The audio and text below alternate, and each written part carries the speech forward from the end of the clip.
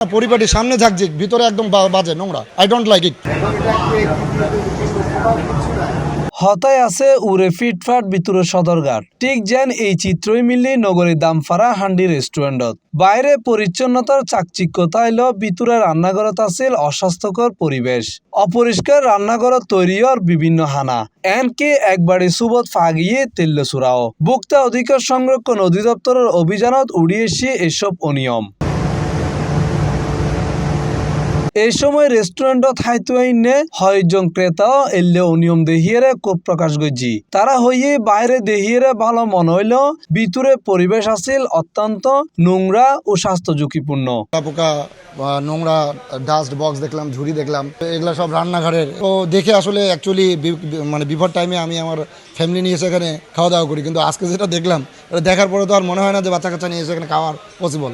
অভিযান হিসেবে আমি মনে করি এরকম কন্টিনিউ দেওয়া উচিত, এবং 1 টাকা 2 টাকা না, মিনিমাম 10-15 লাখ টাকা করে ফাইন করা উচিত, যাতে যেন পরবর্তীতে এই ফাইনের উচিলে যেন অন্তত ভালোভাবে যেন টেক কেয়ার করে। অবশ্যই পরিবার নিয়ে আসবো ভাই, আমি দেখে আমি জানি শুনে কেন পরিবার নিয়ে এই খাবার খাবো।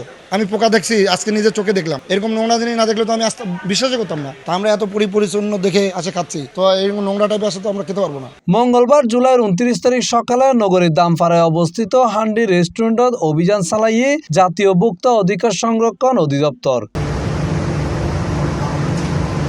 অভিযানত অস্বাস্থ্যকর পরিবেশে হানা তৈরি করা, অপরিচ্ছন্নতা, রান্নাঘর সহ বিভিন্ন অনিয়মর প্রমাণ পাওয়ায় প্রতিষ্ঠানগণরে 1 লাখ টাকা জরিমানা করা হয়।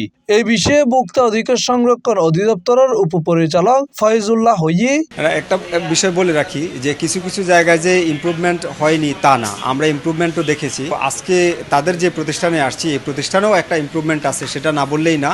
আমরা গতবারে আপনারা ছিলেন কিনা জানি না আমি, যে তাদের এখানে ক্ষতিকর কেমিক্যাল তারা ব্যবহার করতে পেতাম, ইন্ডাস্ট্রিয়াল ডাই ব্যবহার করছে, সেটা কাশ্মীরি মরিচ, রংযুক্ত মরিচ ব্যবহার করতো, সেটা পেয়েছিলাম। সুগন্ধি ব্যবহার করতো খাবারে অননুমোদিত, সেটা পেয়েছিলাম। তো এইবারে আমরা এই জিনিসগুলি পাইনি। তো এই জায়গাটা থেকে বের হয়ে আসছে তারা। শুধু তাদের প্রবলেম যেটা মূল, তারা অপরিষ্কার অপরিচ্ছন্নতাটা তারা এখনও তাদের নিজেদের ভিতরে হিট করতে পারেনি।